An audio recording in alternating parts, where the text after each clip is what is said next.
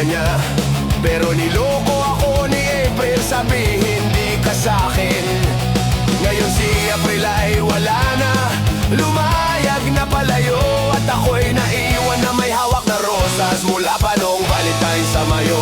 Pero teka, may narinig akong balita na may paparating na babae. June ang pangalan niya, kung hindi sasagot ng maayos sa tawag ko, magbubuk ako ng ticket diretso sa Carnival ni June. Mayday, Mayday! Kailangan ko ng mamamahalin, magagis kayo ng lubido, magpadala ng kalabate. Mayday, Mayday! Lahat sila naglalambingan at nagpo-post online habang ako'y nandito, nilalamig sa hangin ng Mayo. Mayday, Mayday! Na-delay ang barko ng pag-ibig ko, may dumating sana bago ako tuluyang matangay. Pre, sumali na ako sa lahat ng dating apps. Swipe left, swipe right, sumakit na mata ko.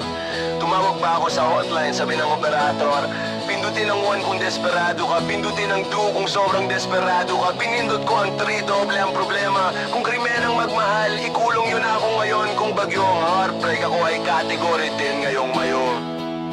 Nakiusap ako kay Cupid, pana ka ng dalawa, isa para sa akin at isa sa ibon. Kasi pati ang mga ibon sa labas ay